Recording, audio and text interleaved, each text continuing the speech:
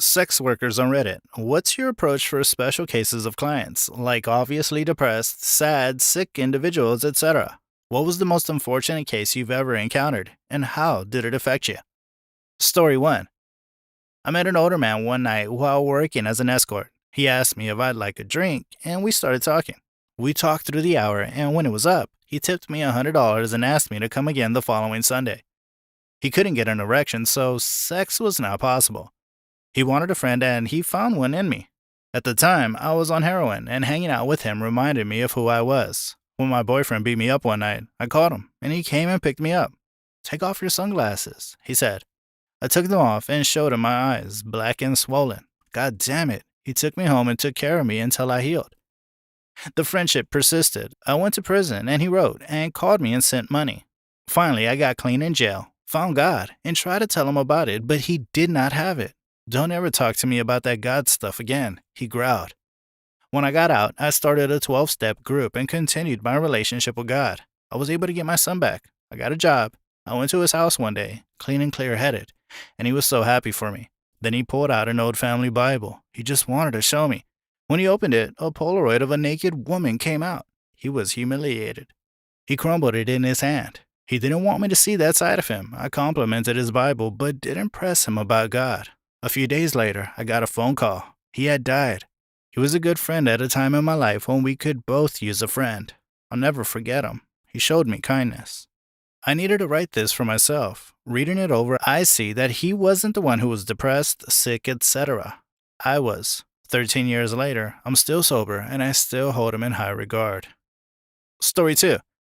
When I was sugaring, I knew a client who would pay me serious bucks to dress modestly, put on light makeup, and tell me school stories. Instead, he lost his daughter in a car accident, went to therapy to no avail, failed his marriage due to grief, and is very lonely.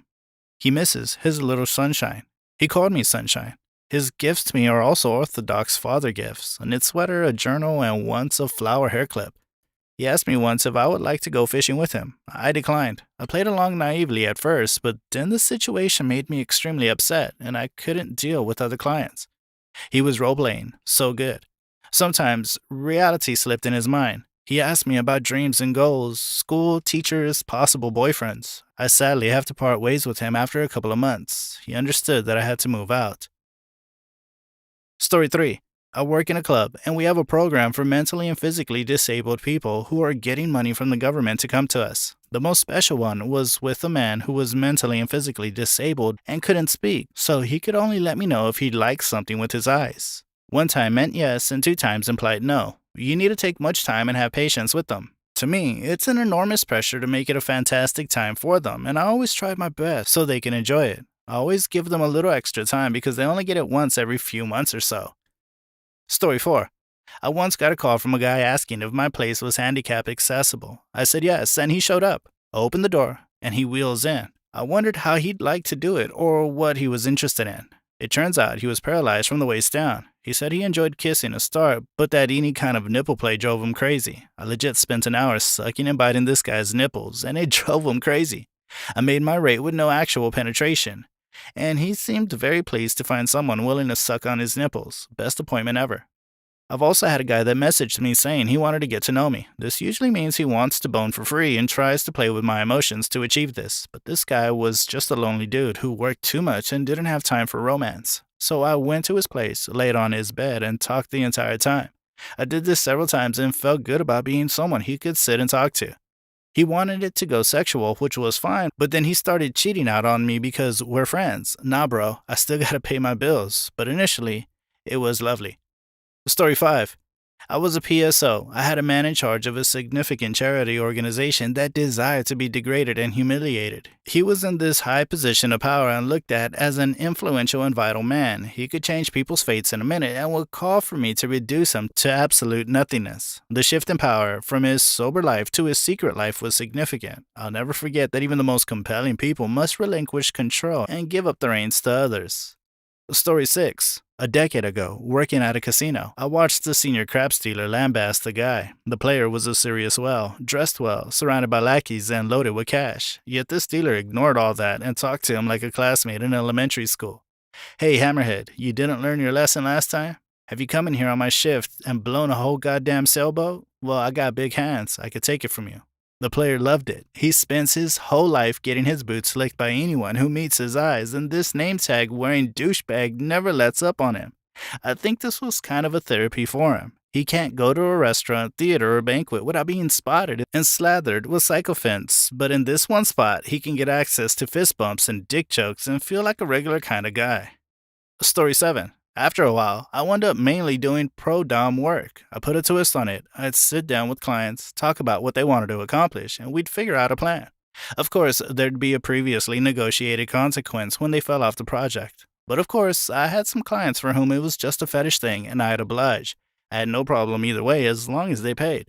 Well, this guy seemed to like it was just a fetish thing. I'd always meet for coffee to vet them. After the initial meeting, at our first session, he asked me to wear a shirt of his dad's. Weird, but okay. Then he asked me to do rather painful things to him, and he was rather specific about what he wanted to be done.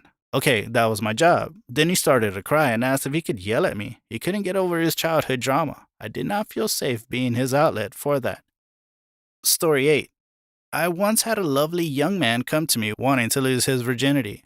Talking to him made it clear that he had severe social anxiety and likely some other mental health problems. He had never kissed anyone romantically or gone on a date. He was an immigrant who had never received sex education from his school or parents. He also didn't have any friends. I felt so sad for him. I told him that I didn't think it was a good idea for his first time having sex to be with someone he had just met.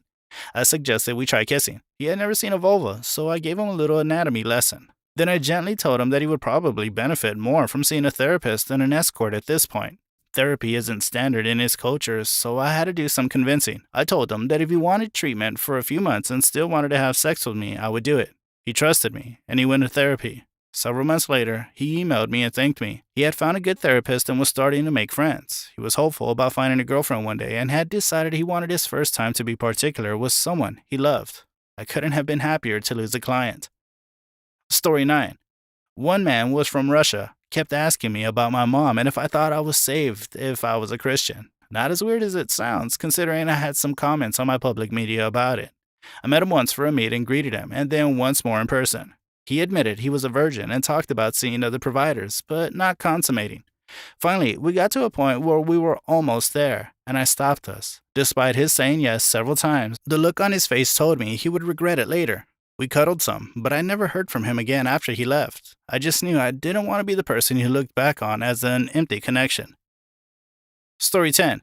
An EDA client booked me for a dinner date a few years ago. During the date, he started crying and told me he had just got a divorce. After that, he and I started seeing each other often, and I met his daughters once. It wasn't planned. His ex-wife was a demanding bitch. He loved his daughters so much, he loved cooking and making cute homemade lunches for them. He had a terrible time sleeping and often got drunk because he was trying to dull the pain. He found a girlfriend for a while, but she used him for money. The last time I saw him, he talked about vacationing in Mexico. I didn't hear from him again for a while, and I figured he must have found someone special. I'm not sure what compelled me, but I Googled him. I found his obituary. To this day, it kills me inside because maybe he wasn't going on vacation. Perhaps he meant he was going to kill himself. He died only about a week after the last time I saw him. I feel guilty, and I think of him often. He was very AD, and I feel terrible that he won't see his daughters grow up.